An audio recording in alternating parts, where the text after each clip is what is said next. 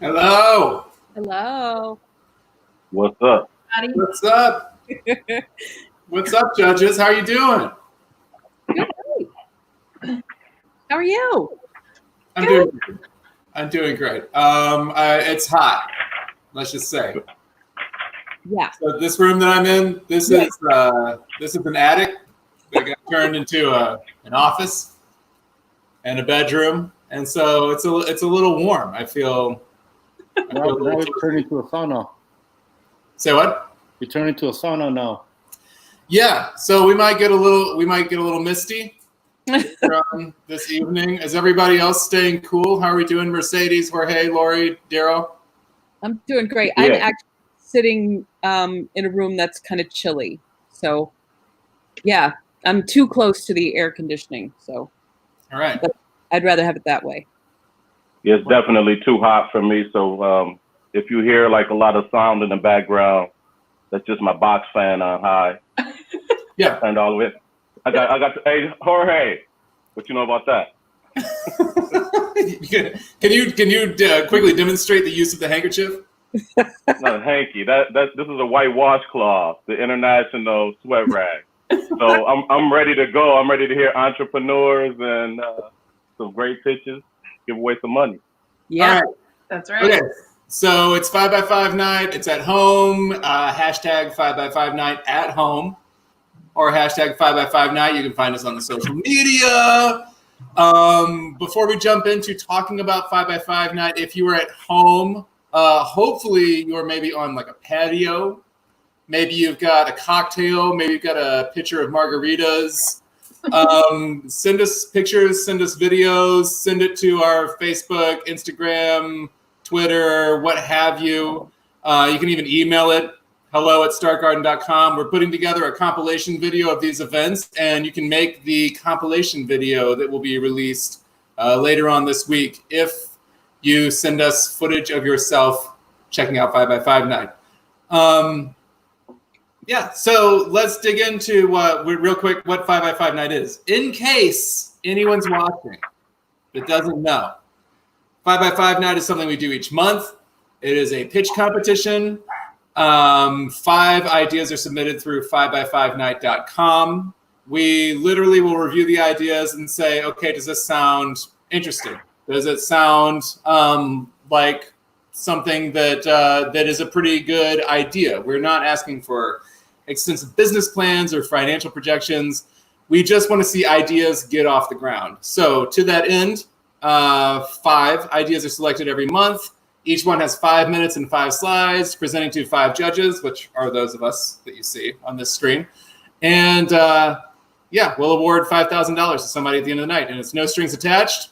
It's the closest thing to free money that you're going to find, and it's completely to help people get new businesses off the ground. And a shocking number of businesses that have shown up on this stage, whether they won or not, have gone on to still launch and still be around even years later. I think more than half of the presenters that have hopped on the stage are still around, doing their business in some form. So that brings us to you, the audience. The audience, probably the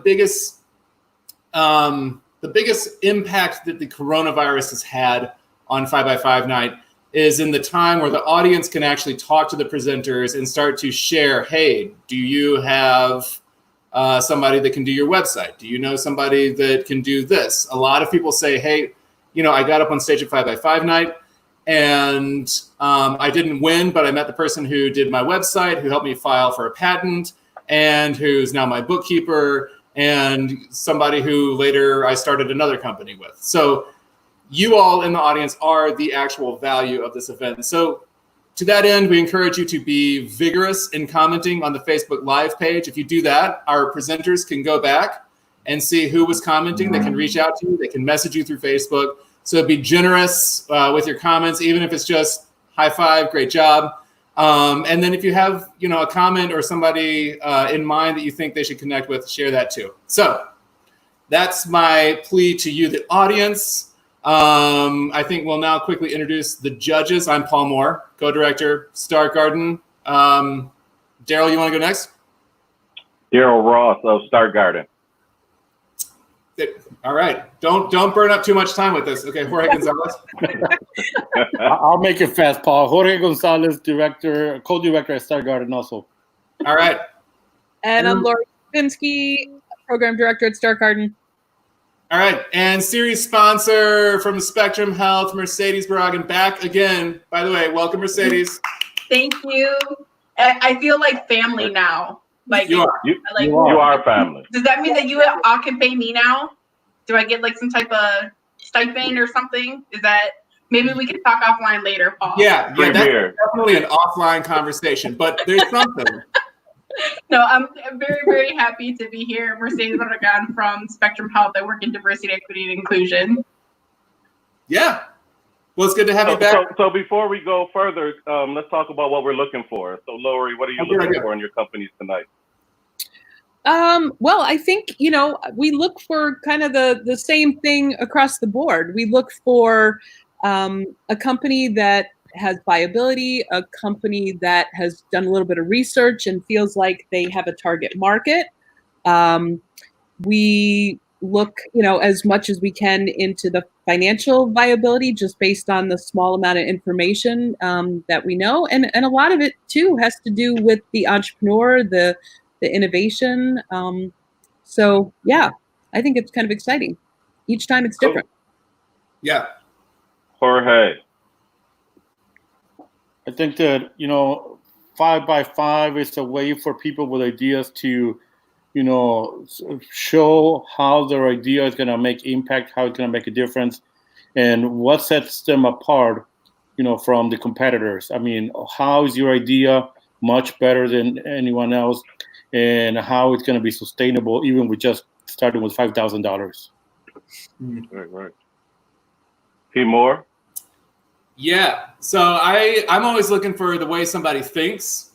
I like it when someone has a big idea with a big, long horizon, but then they can actually back that into like, here is a $5,000 step that is significant and will make a big impact on this idea. So that shows me that someone can actually think big and think very focused and incrementally at the same time. Yep. Gotcha. Nice. Mercedes, what are you looking for tonight? You know what? I'm always looking for a red ocean idea. I really enjoy looking at businesses and people who solve problems. So they see something that's just kind of irking them, and they're like, what is out here that can fix this? And if I can make money along the way, that's the whole point of a business, right? Even better. So definitely looking for those red ocean ideas that are solving problems. I love that. So I'm going to follow you. So I like the hustle. So I'm looking for the hustle of entrepreneurs. Mm-hmm. And also, like you said, Mercedes, not only are you solving problems, but who are you solving them for? And is it just a product for the sake of being a product? So gives you a little background of the judges tonight. Yep. Back to you, P. Moore. Sorry about that. So that's us. That's the judges. Who's coming up? Can we pull up? Okay, so it's DNA Golf Instruction, followed by Clifton Motors, IZB Naturals, Locust, and Wimmy's Words. And if you have never watched a 5x5 night before, we really like to mix it up. We like to make it hopefully an impossible decision for the judges to decide. So I guess with that, we start with 5x5 night at home with Andre from DNA Golf. Give it up if you're at home. Give him a little clap. There are people clapping all over the globe for you right now, Andre. Awesome. That's great. Thank you, guys. You guys ready? Yeah. We're ready. So we can head to that first slide. Perfect. Okay. As you said, my name is Andre Pillow, PGA professional and founder of DNA Golf Instruction. We are a minority-owned golf company that started in 2016. We've been operating in a part-time capacity for the last 3 years, up until about December 2019. Prior to that time, I also worked for a nonprofit in the area, teaching golf and life skills to students aged 7 to 17. During that time, I obtained a large $20,000 grant for that organization to bring 600 Grand Rapids Public School students out to the golf course for a golf experience. During that time, I learned my passion for helping others and developed my passion in relation to teaching the game of golf. You can turn to the next slide. The idea, normally when you say golf, you get an image of an older white gentleman. It's not very diverse. Our company's here to change that. As a minority professional, I'm making sure that my target market is minorities, women, and junior golfers. Those people that golf tends to forget about, and I'm going to make them my focus. They're hungry for attention, and I want to give it to them. Our company mission is to help golfers of all backgrounds and all income levels reach their full potential in relation to the game of golf. We want our students to discover natural ability and enjoy the game in a manner that's desired by them. I currently have 2 locations I teach at: Indian Trails Golf Course and Blythefield Country Club, a private facility, home of the LPGA Meyer Classic. I also boast about being the only professional that teaches at different tiers. I teach the affluent, the middle class, and also offer free instruction online for people in the form of videos, and even teach some students for free that can't afford, like Yaya in the bottom left corner with her grandfather there, Mr. Spencer. You may switch to the next slide. Why should you care? Well, golf is a multi-billion-dollar industry that is ready for change. As a minority professional with an untapped target market, focusing on those groups that most people do not, I feel that I'm in a great position here locally and nationally to change the landscape of golf. I've even seen tremendous growth during COVID-19, formed a website, needing to do that, not being able to teach in-person lessons, now teaching online golf instruction to clients, offering branded apparel at dnagolfinstruction.com. So now I have 4 income streams, 2 in person and 2 on my website that can generate income.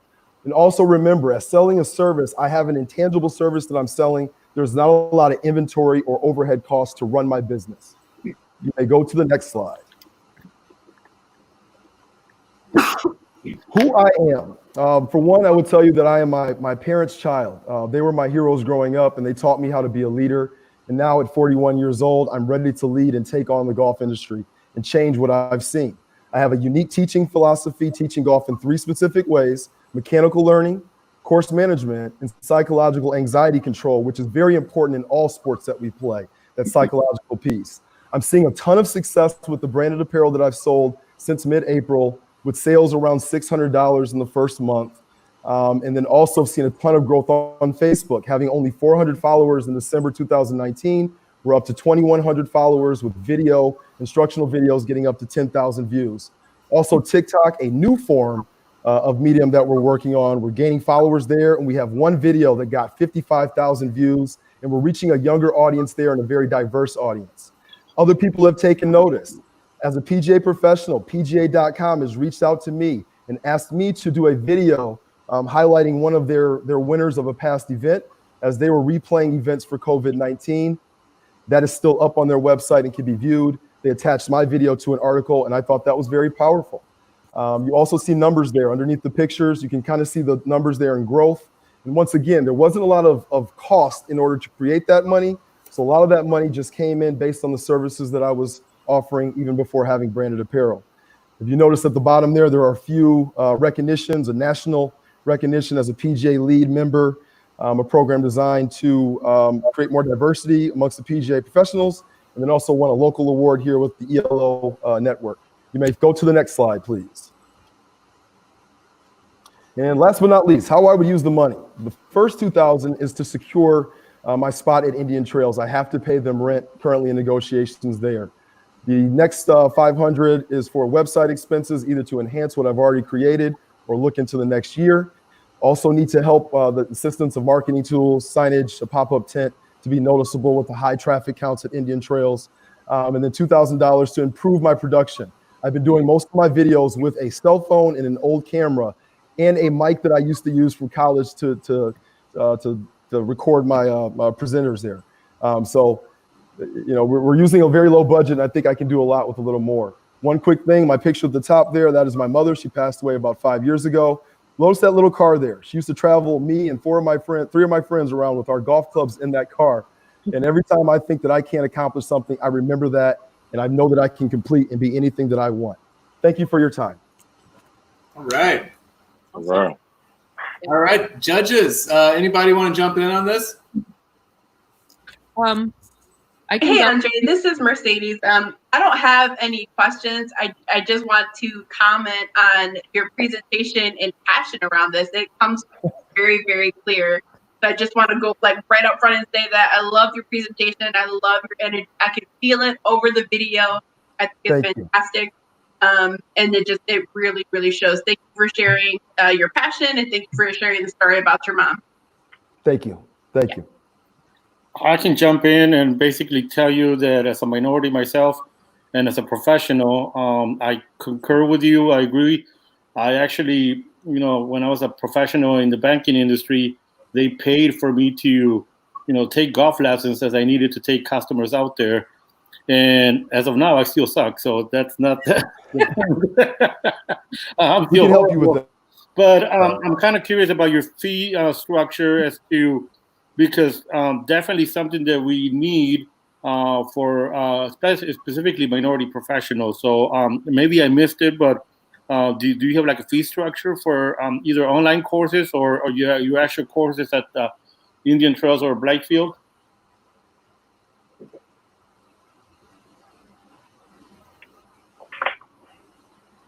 Hello? I don't know. It looks like his video is frozen. I think we lost him. We might have gotten a freeze. That hurts the team. Oh man, we lost golf. Okay, let's come back, Murphy. By the way, can we all give a hand to Murphy, even if it's like a stay-at-home hand where we're more like nodding and saying like, "Great job, Murphy." Great job, Murphy. Murphy's behind the scenes making all this work. So Murphy, let's bring Andre back later on. Oh, hey, here we go. Oh, there he is.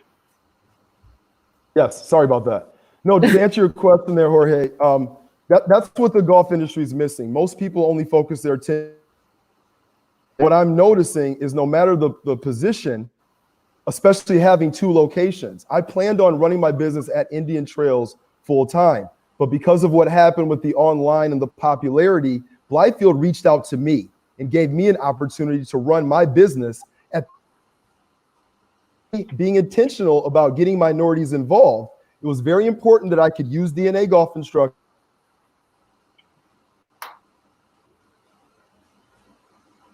Mm. Am I the only one getting a freeze, or is that everybody? Yeah. Yeah. All right, Murph. Okay. We will try again later. All right. So Murphy is also just moving things right along. So, by the way, we didn't get a chance to weigh in on our 2 cents, but I thought that was I love the like COVID-19 pivot. Like that's pretty fantastic. So Andre, that's a compliment. If you can hear us. So okay, let's go on to Clifton Motors here. And Eric Kleinfelter, where are you at? Hey guys, here in Grand Rapids. Global support of entrepreneurship, including Grand Rapids. Eric Kleinfelter is now here. I actually hear the neighborhood behind me screaming. You must have a following, Eric. Way to go. Thanks. Yeah, so my name's Eric. I'm currently a PhD student in electromagnetics at Michigan State, so I make the commute here from Grand Rapids. But I actually started my career as an accountant from Illinois. So next slide, please. Sure. So Clifton Motors is developing state-of-the-art electric bikes. And this is a photo of our version 1 prototype. And for this bike, we used an off-the-shelf motor and battery from a company called Shimano. But our version 2 prototype, which I'll talk about, will actually use a custom-designed motor and battery system. Next slide.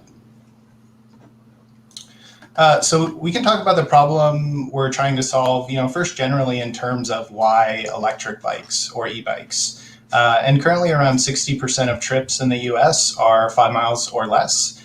And so this might be a bit too far for a standard bicycle or kick scooter, but with electric assist, these trips become quite easy. And this has spurred the recent micromobility revolution with the popular scooter and bike share companies. Also, by commuting on a bike, you're getting exercise. It's typically lower cost than operating a motor vehicle. There's really no pollution, and it's also just a lot of fun. So if you believe in electric bikes, then specifically our company is solving 2 problems consumers have expressed, which is that electric bikes are too heavy and they're too expensive. Next slide, please. To solve the weight issue, we're using a new type of motor called an axial flux machine. And you can see this motor looks a bit different. It's tall and thin and looks almost like a pancake. But with this, you just get more power and typically more torque in a smaller package. So this technology is currently being used in a few supercars today, including the Ferrari SF90, which is their first ever plug-in hybrid. Although our general motor topology is quite similar, the actual construction of our motor is very different. And we would be the first electric bike company to use this motor technology. And we also plan to patent our unique cooling method. Next slide. So electric bike sales are growing pretty steadily worldwide with strong, almost exponential looking sales growth currently in Europe. Sales had been pretty steady in the US, but over the past few years, we've started to see sales numbers jumping rapidly here in the US as well. Our business model is to sell electric motor and battery systems to bicycle OEMs. But to initially prove out the technology, we also plan to sell kits and bikes directly to consumers. Here we have a chart of the competitive landscape where we have some German motor companies, Brose and Bosch. And these systems are very high performance, but they're also very high cost. Shimano is a Japanese company, and this is the system we used for our prototype. Then on the lower end, we have the Chinese companies like Yadea and Bafang, and their systems are very heavy, but they're very low cost, and they also sell them in massive volumes. So our system would be positioned to be, slightly lower cost than the German companies, but with similar performance. Next slide.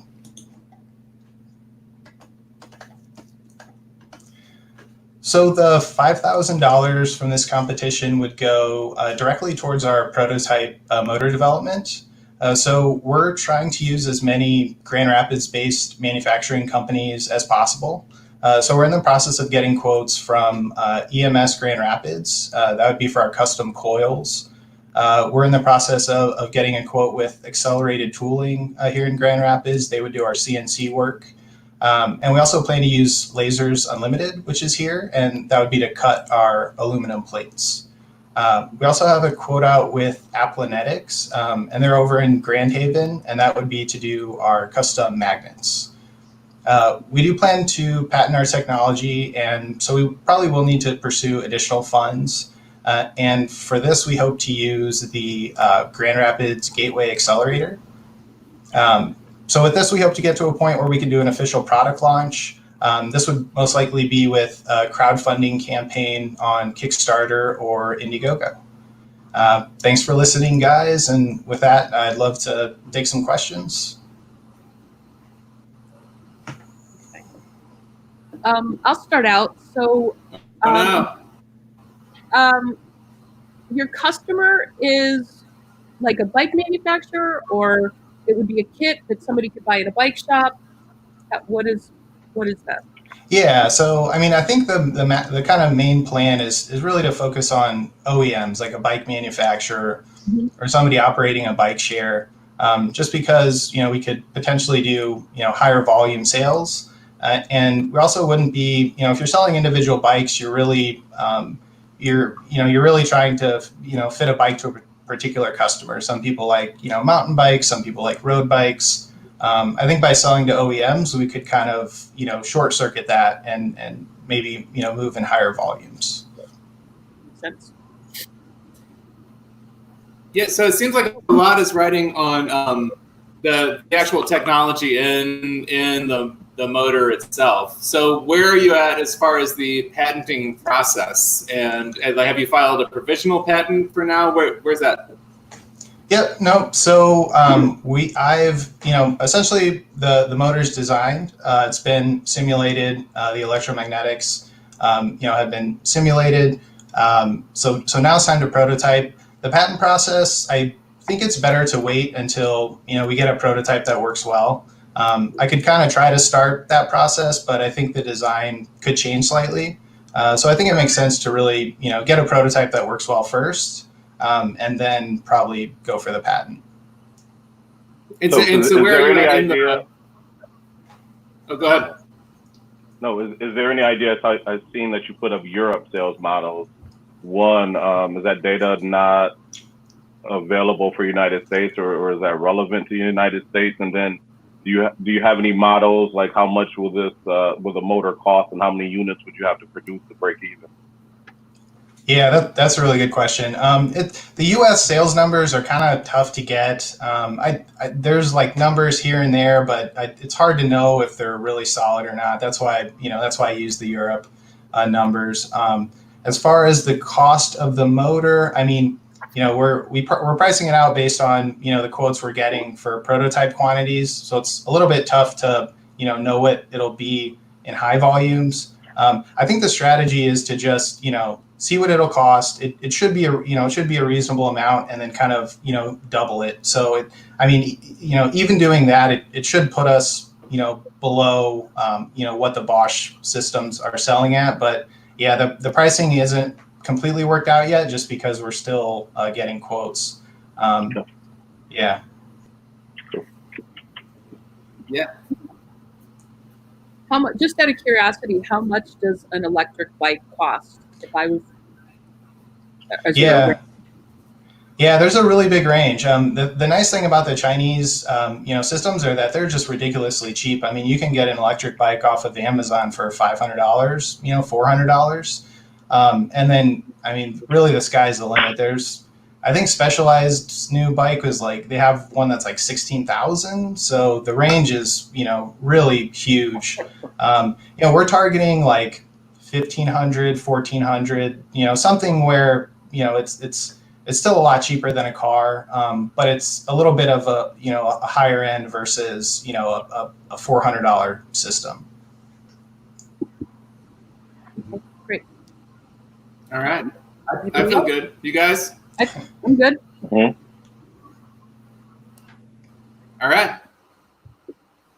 Well, thank you, Eric. It feels so unceremonious when they leave just by their image removing. I kind of want, like, normally there's like a yay, and now Sydney's coming up. Sydney, here you are. Okay, welcome, Sydney, please.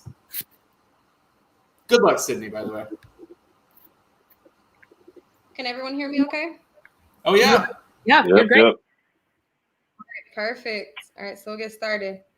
So I've always wondered how many people have to look in the mirror and they were not happy with their appearance.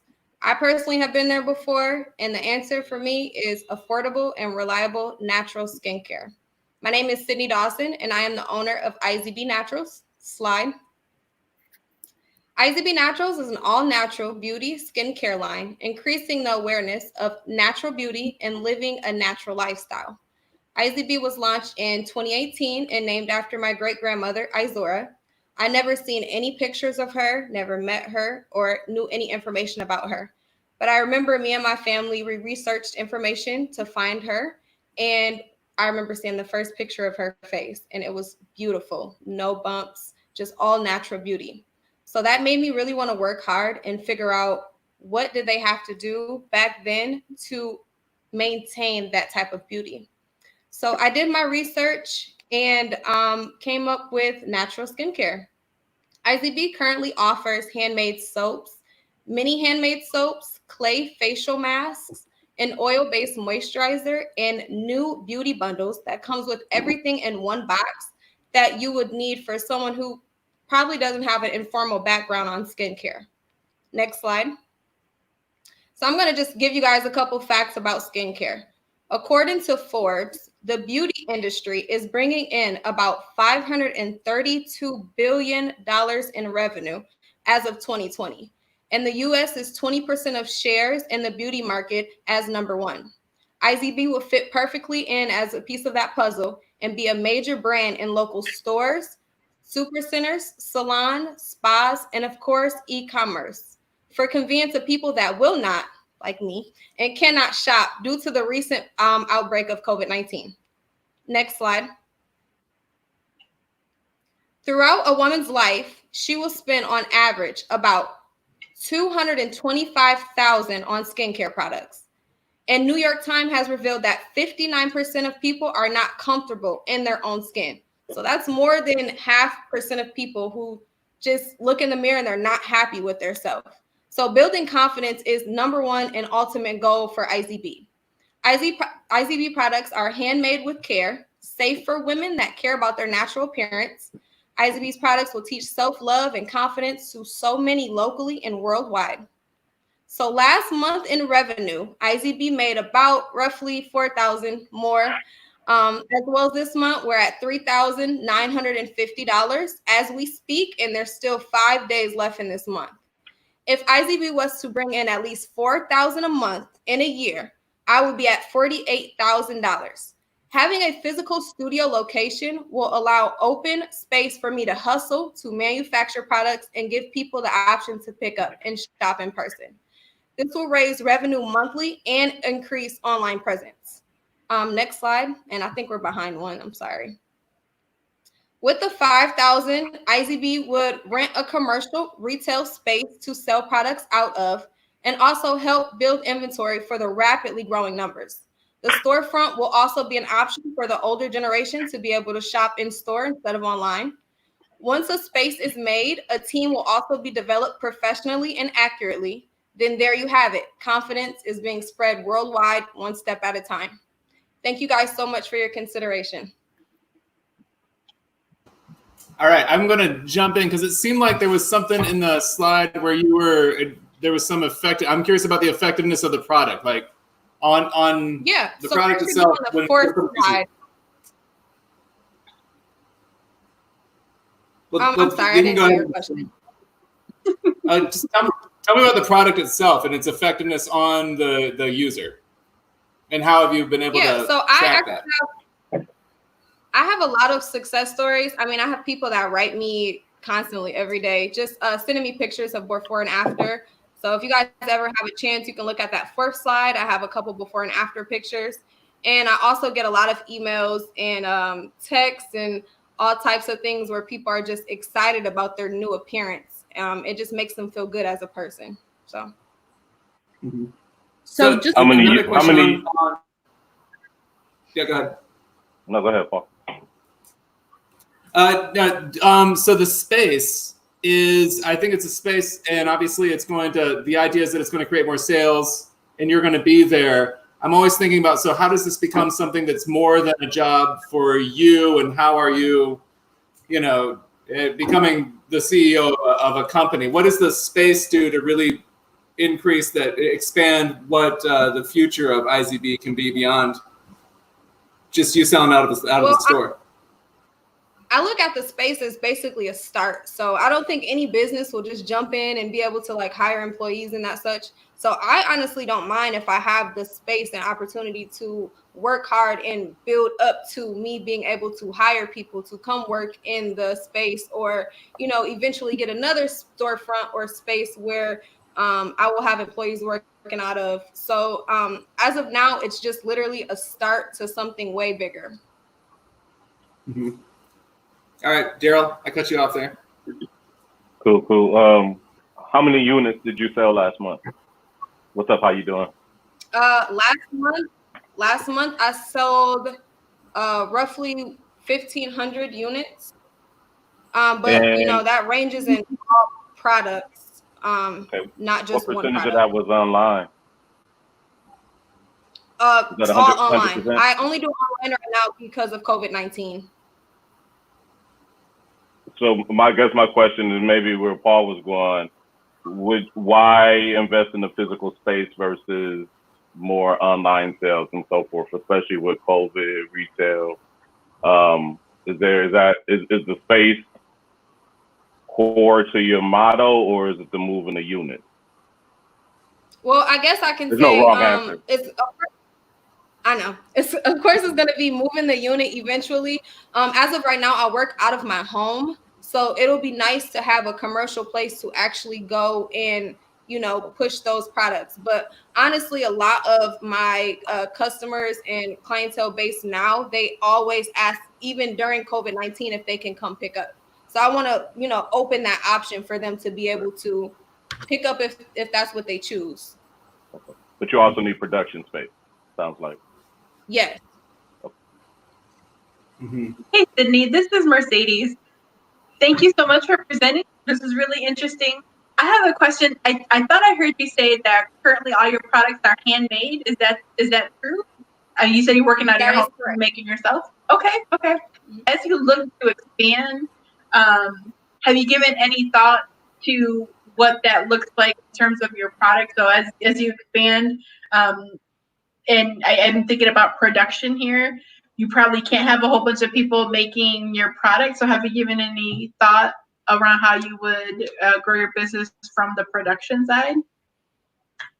I mean, yeah, I actually have. So like any other kind of beauty industry that kind of make their products, I mean, they have to do it via a factory. So I've always envisioned IZB to be a factory setting, kind of producing those products. So that's where it comes with me eventually, maybe like in a year or two, or I mean, hopefully a year, starting to hire people that will have to fill in for that job or that duty. But like I said, for now, I honestly don't mind at all to put in my handwork and do it myself for now. Thank you, Sydney. You're welcome. Okay. All right. Anybody else?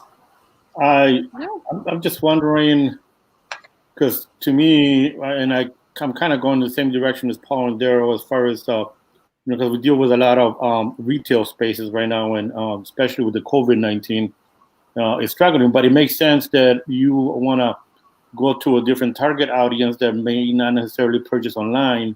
So my question would be, to me, location. Have you thought about where you're thinking of having this retail space?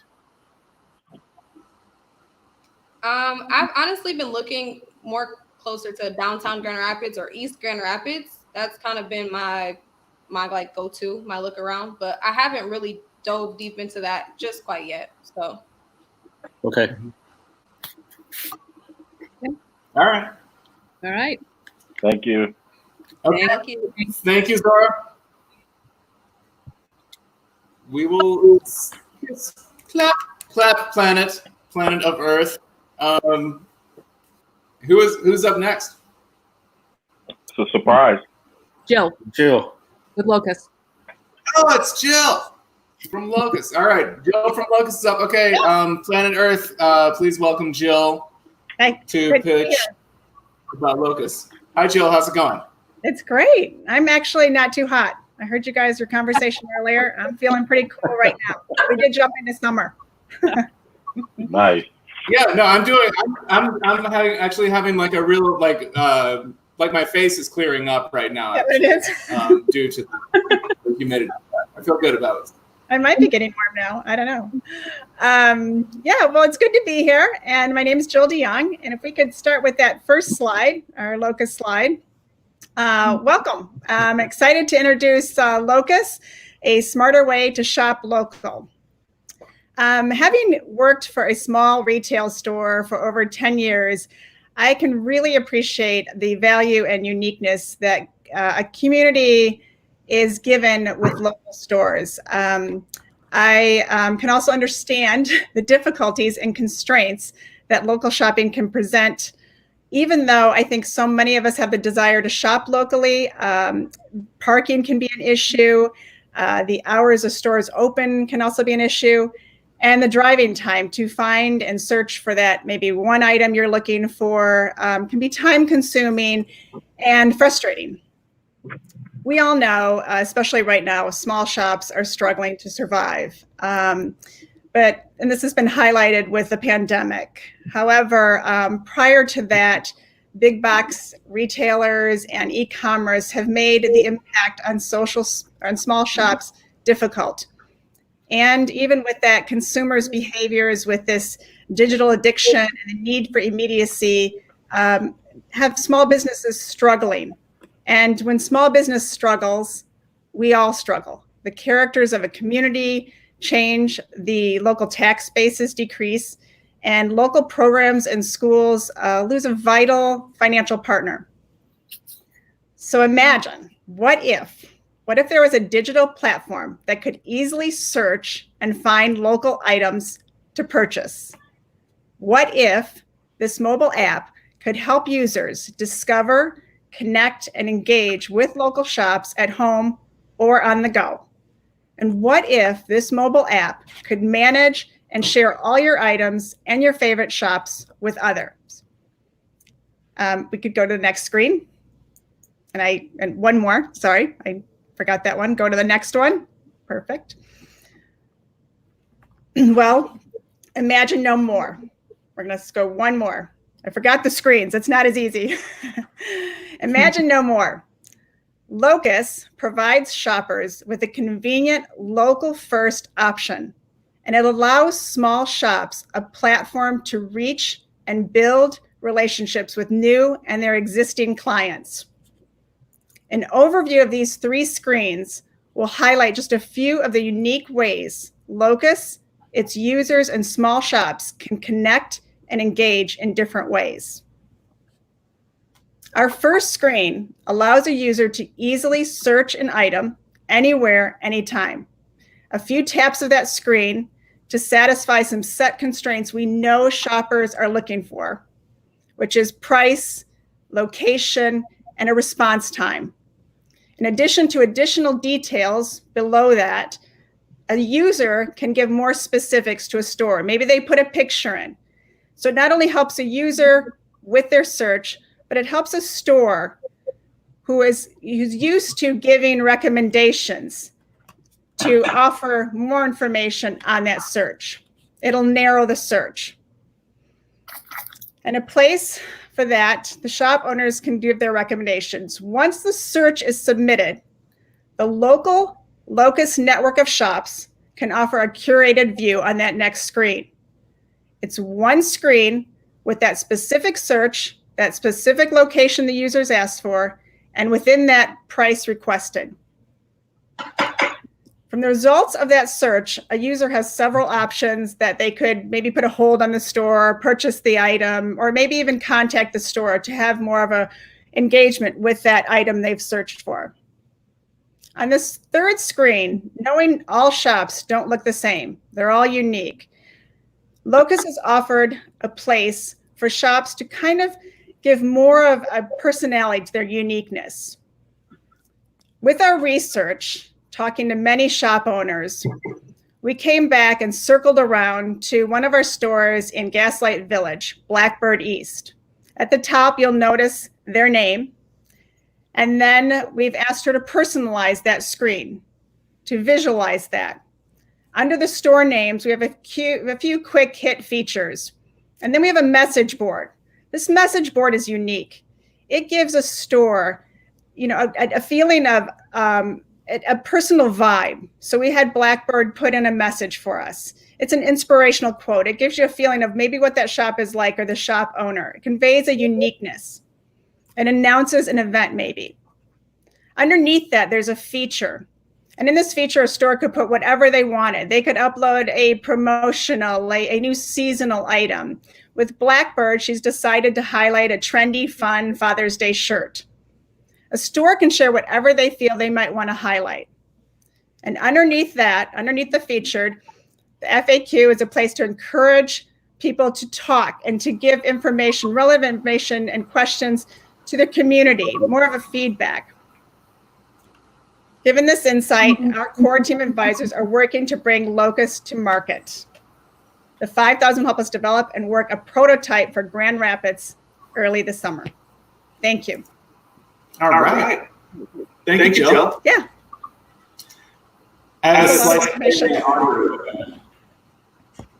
Which is throwing me off. So I'm curious as to what the whole COVID-19 situation, if that's been influencing the product and pivoting it and creating new, because I have a lot of things going through my head about that, but I'm curious as to if that's happening on your end. Yeah, it's been interesting because this whole process started early in the fall, actually a little sooner than that. And so talking with store owners, times are always changing for small retails, right? With big commerce or big box and the e-commerce. But COVID has been a real challenge. It's been different. We're in uncharted waters. This actually enhances how is a store going to keep the communication alive, keep their poor customers or engage with new customers? And those have been conversations we've been having with local shops. Yeah. So, Yeah, well, sure. the way that I was thinking is I cannot tell you the amount of times that somebody has said, "Oh, yeah, well, that thing you can go find it on Amazon for $15 or something," and everybody's speaking from the position of, "I know you can't leave the house to just go find this thing, but it's on Amazon," Right. which is kind of this like crazy word of mouth, tsunami that Amazon's getting because no one can leave. So I was kind of curious as to if Locus was playing in that space as far as being able to sort of like reassert a local retailer into that kind of like knee-jerk, "Oh, it's on Amazon." Well, yeah, I mean, this has all happened very recently. And so we've kind of now started to have communication with shop owners and how they're handling it and what this looks like for maybe Locus. Locus wants to highlight that relationship and bring a small retail store to the forefront of your thought. Maybe, before the big box, before Amazon. That's always going to be there. But we'd like these local stores to survive. And how can we help that? Yeah. So I have a question. So how do you make money? Who is your customer? The stores are paying you to be on the platform? Yeah, so there are two ways we're kind of exploring. This could be a subscription, a monthly subscription for maybe shop owners, maybe transactional based, but we're still exploring what that would look like. Okay. We'd like it to be an easy onboarding for stores, something they can manage and participate in, and only highlight another platform for them within their. The app would be free to consumers looking for products. Right. That would be a great way to do that. Okay. All right. Anyone else?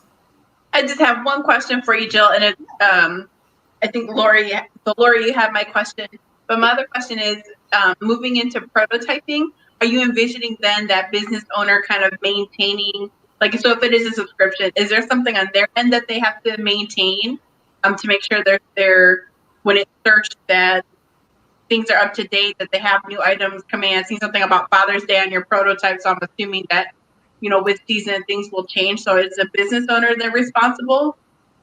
Yeah, so a business owner, much like some of the other social media sites out there, that would be up to them, especially the one screen that shows a Father's Day shirt, whatever they want to highlight, when that would be. It might be a picture of their store to give the idea of what that looks like, or maybe they want to change that more often. That would be up to the store. Thank you, Jill. Yeah, thank you. All right. Thank you, Jill. We are applauding you off of the stage right now. I can hear it. All of Michigan is on fire. So we're up to the last one, and this is where I'll give everybody who's watching another prompt. Go onto the Facebook page, say something to the DNA Golf, to Clifton Motors, to IZB Naturals, to Locus, and we're coming up here with Michael Hyacinth and Wimmy's words. But seriously, give some words of encouragement and some words of advice to everybody who's purchased so far on the Facebook page, so they can go back and check it out tomorrow or later tonight. And with that, Michael, how you doing? I'm well. How about you guys? Doing great. It's good to see you. Daryl, I love that washcloth. You just got to next time get the white tee to go with it.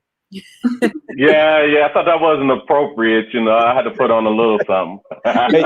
hey, Diddy did it and is making billions, so I think you can do it. Yeah, that's true. I'm about 4 commas short. Cool. Well, it's good to see everybody. Thank you for this opportunity. First slide, please. 7 weeks ago, the American school system was completely disrupted.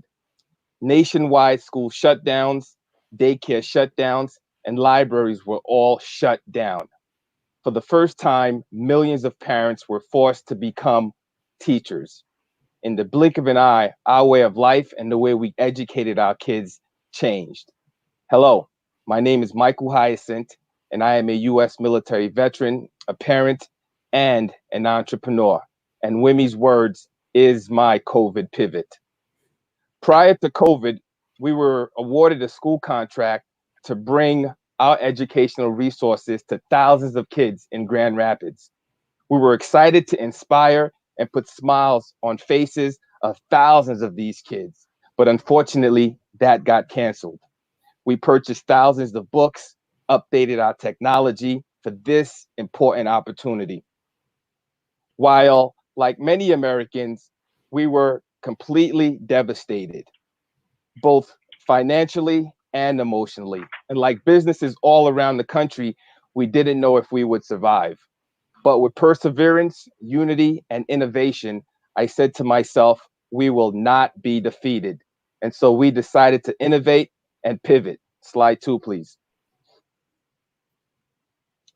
We took our workshop online and created Wimmy's Words, a web-based interactive live kids show featuring a robotic puppet named Wimmy that encourages imagination, vocabulary building, and storytelling through puppetry, music, and wordplay.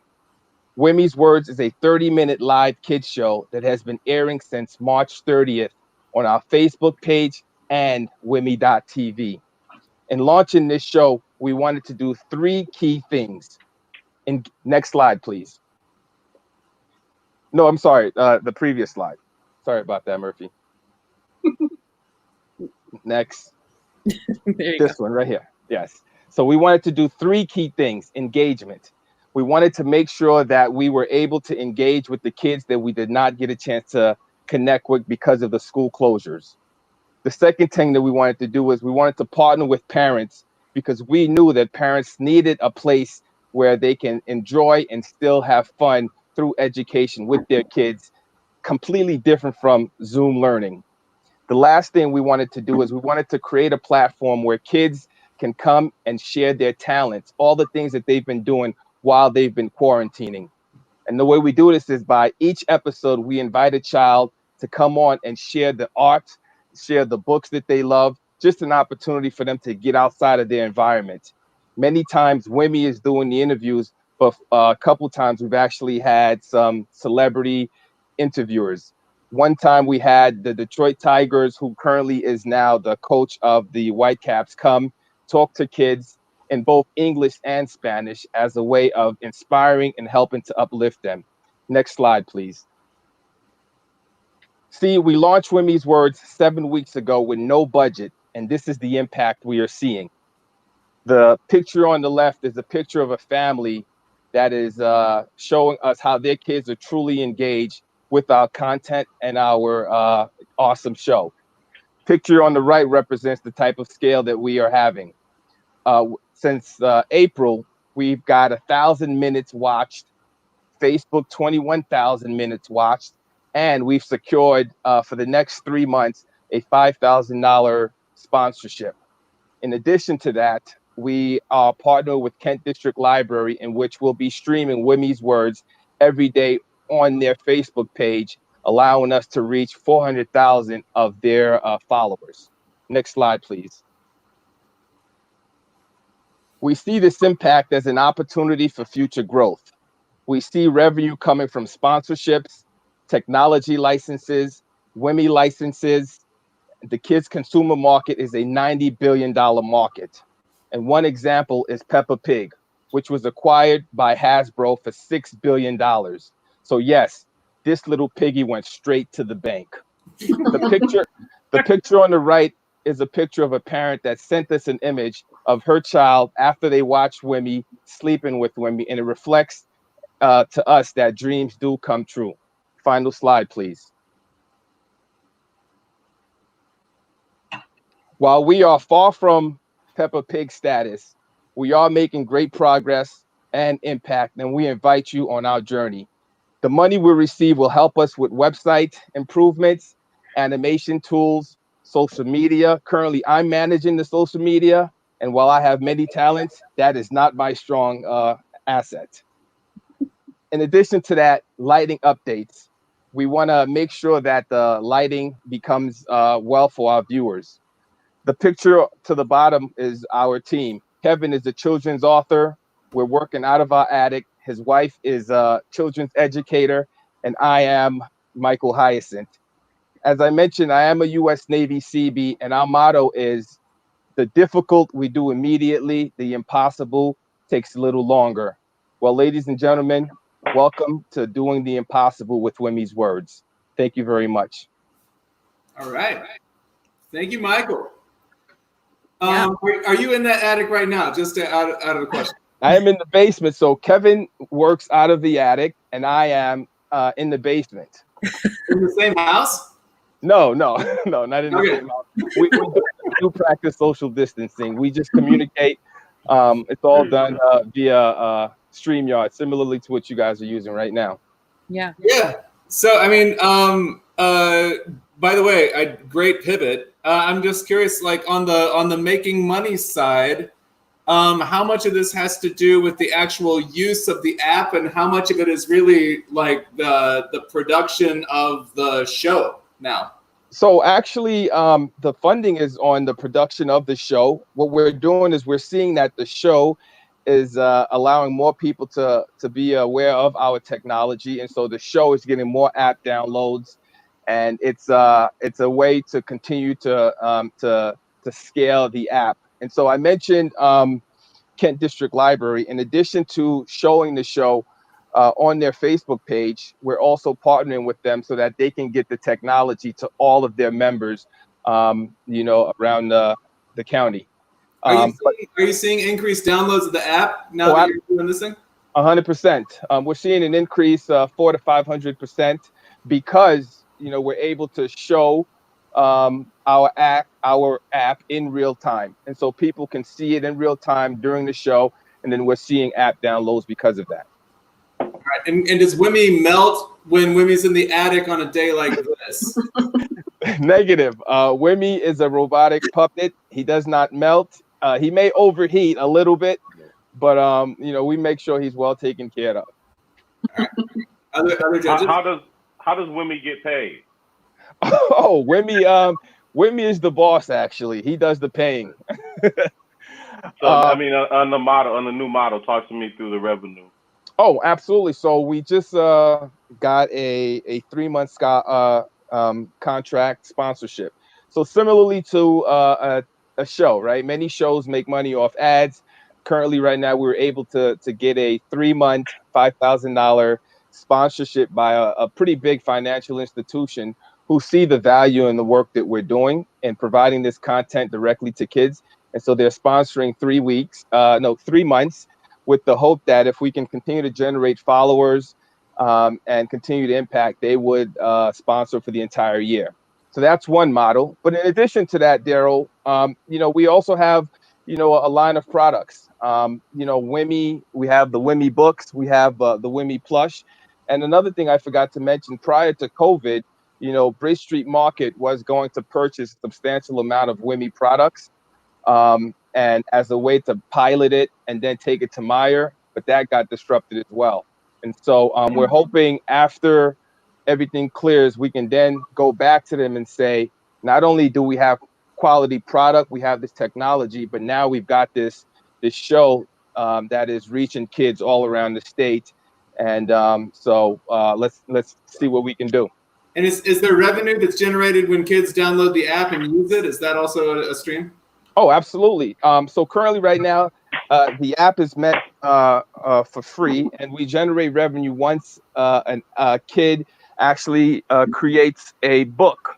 So this is a book. Kids can download the app. They can create their own book, and we make money when that book is actually purchased. And so that's how we make money from that model. Yeah. Really cool, Michael.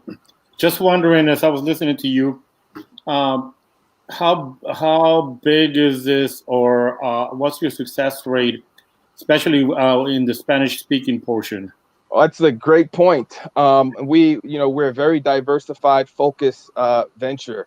As a minority, I recognize the value of diversity. And one thing that we're currently working on right now is currently the app only recognizes, English to English. Our next iteration will allow the app to understand English to Spanish, which means a child can either speak in Spanish and see a visualization, but that's the app technology aspect. But from the show aspect, which we feel like is driving the app downloads, we actually have a Spanish speaker who is on the show every day, translating words, making sure that our Spanish brothers and sisters actually are engaged and understand the value of this 30-minute content that we're providing them. Awesome. Thank you. And for all of the audience at home, what time is the show? Where can they find it? Oh, great. So we air currently right now at 1 p.m. At WIMI.tv or our Facebook page. Beginning June 1st, we're changing to summer hours, and that's going to be at 9:30 a.m. And that's when we are launching on WIMI.tv and at the Kent District Library Facebook page 5 days a week for the next however long. And the goal is to launch and perhaps try other libraries that are looking for quality content to engage with their members, because libraries will be closed for the foreseeable future. And one of the reasons why we believe WIMI's words is important, because who knows where school is at next year. And so when we made this pivot, we thought about not just the current state, but also what the fall, spring, and next year looks like. And this is a way to stay engaged, stay relevant, and keep on pushing our work. So for those of us who are got some of those little ones at home right now during COVID-19, we might have to talk about the 9:30 a.m. start time. So I'm hoping that they will stay in bed so I can get some stuff done. Well, you know why we did 9:30 is because we want to make sure kids have enough time to play outside. We believe outside in a park or in your backyard is very important, and we don't want to compete against quality outdoor time and then technology time. Yeah. All right. Well, thank you, Michael. Thank you. Thank you, guys. All the best to you. That is WIMI's words. And judges, we're going to take a minute and see. We're going to try to bring Andre back, who was our first presenter. And we had a bum internet connection for DNA Golf. And you know what, Andre, I feel like we're pretty solid with you, but let's see if we can't make this work for one more question, because I know I had a question. Cool. I had a question too, actually. Oh God, we got two. I have another one.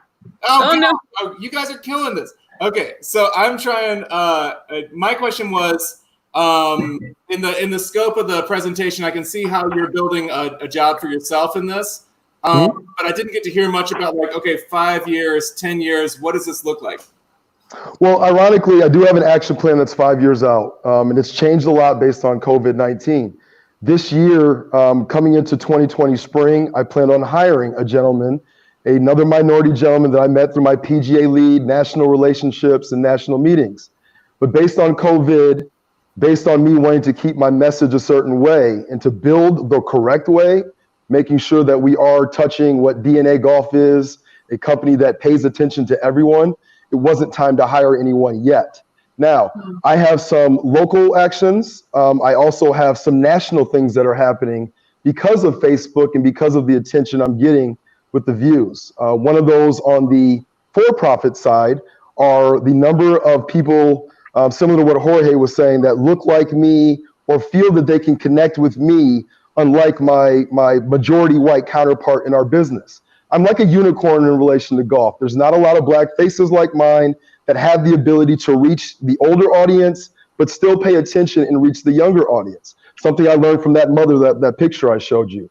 So I have certain elements that I'm focusing on now that are more ingrained in what we're doing locally, but everything online is to push an online agenda that is reaching clients in New Jersey, Arizona, Miami, South Dakota, and even kids that I'm helping for free, like the young gentleman in South Carolina whose father's a golf coach, or basketball coach, excuse me. He didn't know what to do with his son. He saw what I was doing and liked my delivery, and I've been helping this kid with his golf swing for free because he can't afford instruction yet. So that's the element that has to be a part of this as I grow. I kind of look at it as the AAU coach, the recruiter, in that regard for those that need it. But I also have a lot of the for-profit knowledge and thought process for those that can pay. All right. Lori, go for it. Mine was kind of along the same lines. You talked about growing nationally, so you're gaining national attention. So I'm assuming, obviously, you're doing a lot of that online now, but Correct. the goal would be to start having a presence. So, like, in other words, hiring people in different locations as your presence grows nationally. Correct. And making sure that, like I said, that mission statement is still touched. I feel that minorities in general, women in general, junior golfers in general have struggled to have a voice in our business on a national scale. Our conversation at our PGA of America meetings talks about this a lot. And in those meetings, I'm very vocal. And I think I have a way to connect the dots for the instructors that we need to hire in those areas to fulfill that need, and for the families and those people that feel like they don't have anyone in their area to touch or to talk to. All right. Jorge. So I know that you are trying to definitely, attract all kinds of demographics, especially the people of color community, which is great. Correct. But I know that there's a nonprofit out there that's called First Tee, and I'm sure you heard of it. Mhm. And they focus more with, lower income kids. And so I'm just curious as to, because you cater to all ages. Correct. Do you see them as a partner, or do you see them as a competition? I see them as someone who is doing a step. They're doing a part for introduction to golf, but they deal with large numbers and mass. And what happens is, Jorge, if I get 40 kids, I feel like I can get 20 of those kids to college. There's not enough infrastructure in relation to how they're set up to give those kids that personal time. So my plan here locally, and I do have a relationship, and that's the nonprofit that I did work for. So I love what they're doing. It's great for exposure, but I have a belief that community kids are talented. That if I give them a golf club, no different than if I give them a basketball, a soccer ball, something to throw, the majority of them will figure it out if I give them the real one-on-one time that they need. So in my current business model, I am working with 3 children around the Indian Trails golf course area. And once again, the structure of having the affluent $85 high-end rate at Blythefield, a $65 rate for a different type of structure lesson at Indian Trails, and offering free instruction to those that can't afford it online to get a feel for what I offer and who I am, so that they can use me if they need me, or once they can pay, they can come to my company and be a part of it. Cool. By the way, Daryl, I live 2 miles away from Blythefield, and you live 2 miles away from Indian Trail, so we'll definitely. You'll see me. At the golf course. All right. Thank you, Andre. Thank you. We did it. We adapted. COVID-19 has not stopped 5x5 Night from having a decent Q&A. So we're going to take a little while to deliberate. The judges will go away. We'll come back. We'll announce who wins $5,000. That's always exciting. We have a giant check, which looks really big on your screen right now. It will be filled in, and we'll find out who wins. And I'm going to say, team, I'm targeting 6:30. We usually do this in about 15 to 20 minutes. Yep. So let's say 6:30. And Murphy, thank you again for doing all the production and keeping things going. And we'll be back at 6:30 to announce the winner. All right? Sounds good. All right. We'll see you back then.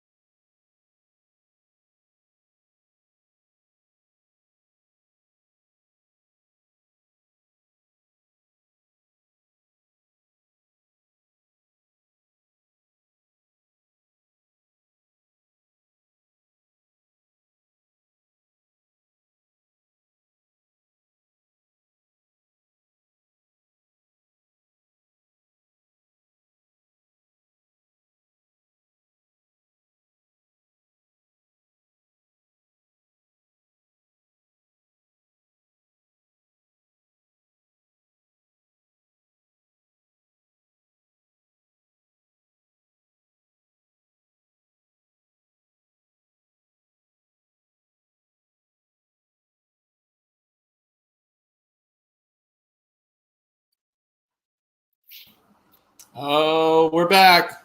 It is on. Okay.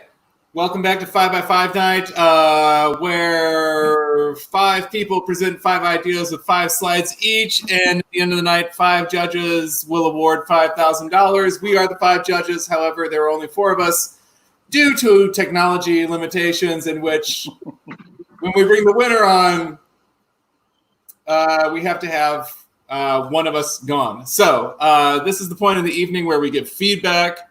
We will give feedback to each of the ideas that presented tonight, and then we'll announce who won the $5,000. So the feedback's going to be in the order they presented. The order was DNA Golf, that was Andre. Clifton Motors, that's Eric.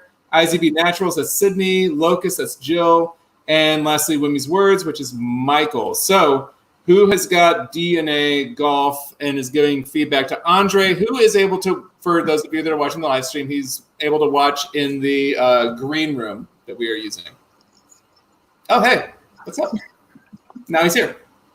Hey, Andre. Hi. Again, so much for pitching. I just personally really loved your presentation. I know I said it before, just your energy, your passion around this is very, very clear. What also comes through very, very clear is your ambition and your drive. I feel like I don't even like golf. I'm very honest with you. I have no interest whatsoever in golf. And now I'm actually thinking about connecting with you just to get a lesson, because I don't know anything about golf and I'd be willing to learn. But you did that. I'm sitting here thinking to myself, if you can inspire someone who has no interest whatsoever, the only time I pay attention to golf is when Tiger Woods was busy. That's all I'm going to say. We'll leave that for another time. I do want to share with you that one of the things that we had talked about in the group is we're wondering, how does this grow beyond you? So something that we would like to see kind of fleshed out more in your business plan. Mm-hmm. Just thinking about, again, you're one kind of person, one-man show. What does the longevity look like? So we'd love for you to think that through a little bit more, and encourage you to keep doing what you're doing, because your energy, your ambition, your drive is absolutely going to pay off. I see nothing but good things in your future, and maybe I'll get a golf lesson out of it as well. So thank you so much, Andre, for presenting. You did great. Thank you. And I just want to add, Andre, if you can eliminate the word "for" out of my vocabulary, that would be great. That's easy. Thank you. Yes. Next up, I will be giving feedback to Clifton Motors, to Eric. Oh, hi, hey. Eric. How's it going? Good. Where are you located, by the way? I'm in Kentwood, so Kalamazoo and 44th, around there. All right. In a basement? No, first floor office, but. Oh, good. Wow, a first floor office. That's kind of rare. Okay, congratulations. I find that I have to hide from the children. So, yeah. So I think the device, obviously, the electric bike. I cannot say that I think we need as many of these as possible. My own experience has been, even just on an electric scooter, certainly what is a 2-mile radius from me is now something that I would access through a scooter. Through an electric bike, I think it changes to 5 miles. I think the implications are we have kids changing how they get to school in the morning, especially in the 13, 14, 15-year-old range. I think that we cannot probably invest enough into these kinds of forms of mobility.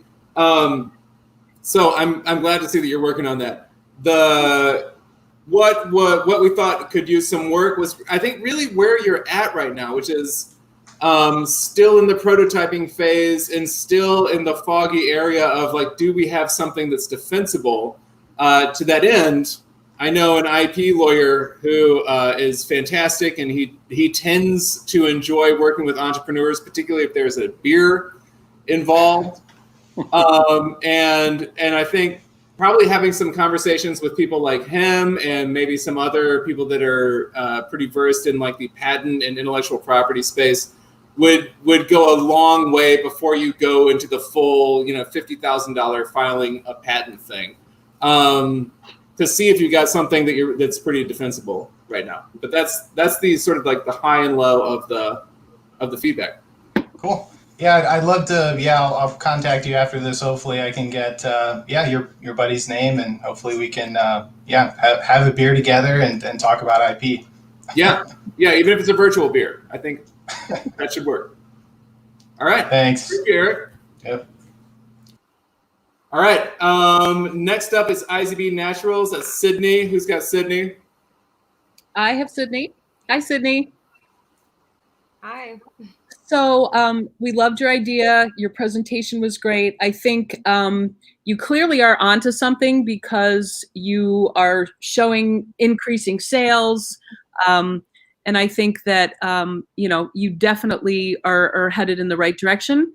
And the online sales, I think, is what we all really saw as giving you a lot of potential.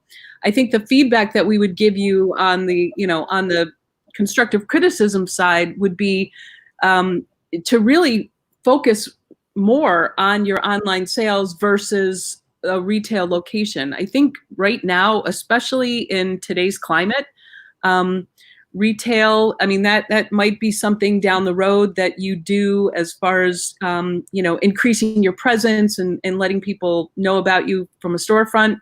But I think we would advise you to keep moving and put a lot more of your energy into the online versus a physical location, or maybe even consider, there's some pop-up shops and things like that where, they're kind of combining local products and things like that. So anyway, we loved it. Thank you. All right. That was Sydney. And ICB Naturals. Next up is Locust with Jill de Jong. That's a solid Dutch name. I should know. I am married to a Dutch woman. How's it going, Jill? It's going great. Thanks. So the feedback is, I think that I obviously local retail needs a boost. Yeah, it does. We don't even need to emphasize that right now. I mean, to be honest, and this probably goes for Jorge and Lori and Daryl as well. I mean, the amount of people that we talk to each week right now, as far as what's the pivot, what's the innovation, to stay alive when there's this whole stay-at-home order is going on. I mean, it's pretty intense, and we're also seeing some great creativity coming out of it.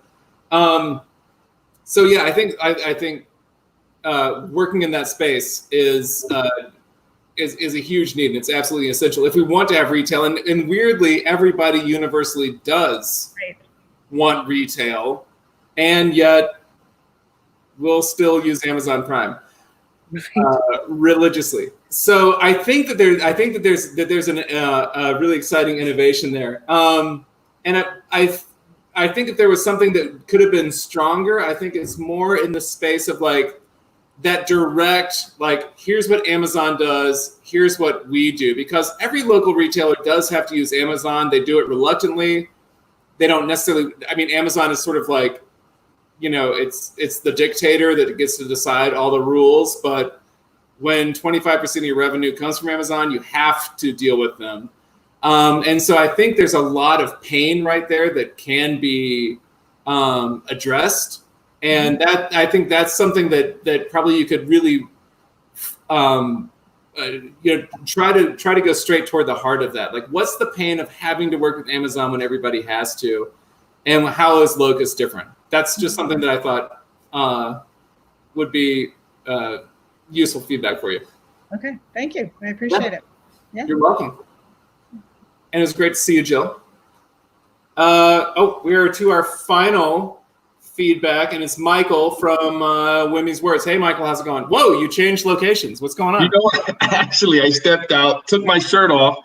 My wife started digging a hole, and so I had to go out and dig the hole with her. And then Murphy texts me, and then like, Michael, you're supposed to be on. I thought you guys would only text the winner.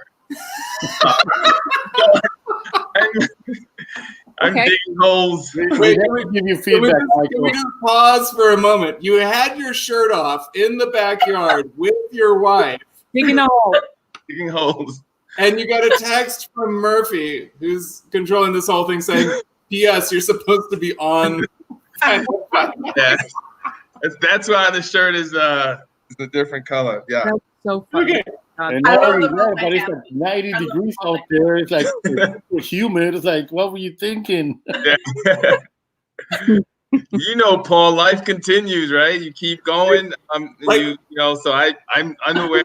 So, but It's only like during this coronavirus situation. Which, by the way, if anyone saw my daughter walk behind me wearing a bikini, I will give you a clapping emoji. If you saw that. Yeah. I'm sorry, I took this to a whole new different world. Right. So who's got Michael? I do. So I'll give my feedback. So thank you for your presentation, Michael. And specifically, we talked about how we were appreciative how you pivoted. We know that you have had, this idea for quite a while, and the fact that you were going into an agreement with Bridge Street Market, and the fact that you had made an agreement with KDL, which is huge. We really thought like, wow, this is a perfect example of how a business gets to think innovatively and being able to pivot. So we really like it. Myself as a Latino community person, really appreciate that you're also trying to reach the Spanish speaking audience. We're discussing specifically, Belen and I, that we don't know any other initiative or program like this that is also including the Latino community. So for us, as representatives of the Latino community, we are thankful for you doing that.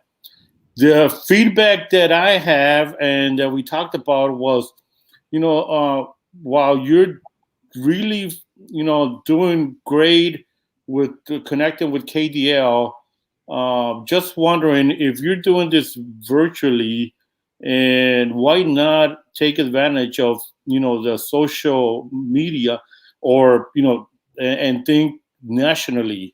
Think of, not just think of the KDL, but think of the Grand Rapids Public Library.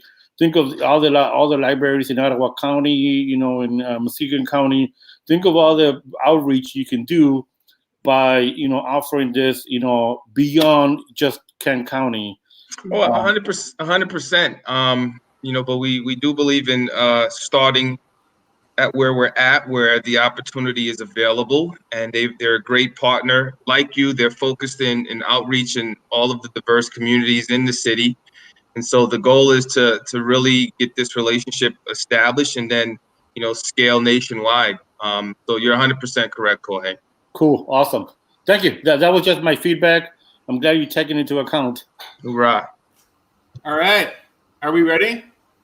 So this is where, by the way, I reiterate to everybody who's watching this, do not underestimate your role in being able to connect anybody who presented tonight to somebody a thought that you have, an idea. Please use the Facebook Live page, comment, give them something to come back to tonight or tomorrow, and reach out to you and say, hey, that was a really great thought. That is really the purpose of making everybody get up on stage and present. To which I also have to say, there's a lot of talk in this event about winners and losers. And I just want to present to all of you, what did you do this week? Honestly, I mean, I know what I was doing. I did a little bit of camping at a friend's house on Memorial Day. I did not prepare a presentation. I did not put my heart on the line and say, this is what I do as a company. And I did not pitch for $5,000. So all 5 people that did that are amazing. And all of them deserve a huge round of applause, even though we can't hear those applause right now. But I want you all to know that it does not matter who gets the check tonight. Like, you've all put it out there. And that is fantastic, and it should be inspiring to everybody who's watching. And everybody's watching, get off your butts and do something. So to that end, we have to announce who won the $5,000. Who's making that announcement? You are. You can. Well, I mean, I have the check because I wrote it. Therefore, you. So then you should probably just do that. Yeah. Okay. So, And then we'll bring that person back up. Say again. No, I said, and then we'll bring that person back up. Yes. Okay. So all of the presenters are in the green room right now, and so when we announce it, we will bring the winner onto the screen, and the winner is Wimmy's Words. We see this for being during COVID-19. Michael, awesome. Mm-hmm. Amazing to see that in 10 weeks since everything got shut down, you went from having this contract that was going to be your thing to like, okay, we're going to just do another thing. And now it looks like it's going even bigger and better. And it's so exciting to see. And if I could fist bump you right now. There we go. Do it. Yes, do it. Cool. That is awesome. Yeah, congratulations. Thank you. It's been a like I said, it's been a financial, emotional. I think it's, COVID has disrupted everybody's state of mind. And so, it was that or, figure out something. And so we really, dug deep and we said, there are platforms out there that give innovators an opportunity to keep pushing. And so, Kevin Kamerad, who is a beautiful man, and he's a genius at what he does. And so we said, let's take Wimmy's Words digitally and let's re-engage and connect with kids. And so that's what we're doing. And we're definitely seeing impact, not just on the lives that we're touching, but on the financial aspect as well. More downloads, sponsorships for Wimmy's Words. The show is increasing. And so well, I think like it's one of those things that you would have been probably continued to do it an old, inefficient way had it not been for this. And so it's exciting to see how like somebody rise to the challenge and then realize there's probably a much better way of doing this that we can do for a longer time and reach more people. Absolutely. So wait, so how about this? All five of us fist bump Michael Hyacinth, since this is the one thing we can do while we're on our computers. You ready? And Bam. Lori, where are you at? Where's Lori? I didn't. Lori? Power Rangers. I give up on you guys. Look, Lori's doing social distancing, okay? I don't want to touch anybody with her fist. Okay. So Murphy, when is the next 5x5 night? Do we have something for that's coming up, or do I need to see this in the chat? Okay, it's in the chat. It's June 23rd. So yes. All of you, it's going to be probably cooler on the night of June 23rd. I think it was like 40 degrees last week, but here we are in Michigan. Here we are. But we're coming back June 23rd. We'll be here. We'll be doing it this way, and we hope to see you all here. Again, congratulations, Michael, and congratulations to everybody who presented. You were all fantastic, and there's a couple of you we'll be reaching out to afterwards as well. And that's it for 5x5 night, May 2020. Hashtag 5x5. Stay at home. At home, we're having a great time. So. Have a good night. Oh, thank you, Murphy. And Belen. Yes, Belen. Thank you. Yeah. Belen also. Yes, our production team behind the scenes. Thank you all. And yes, take a bow. And we will. Literally. Thank you, everyone. See you guys next month. All right. Bye. See you. Bye, everybody.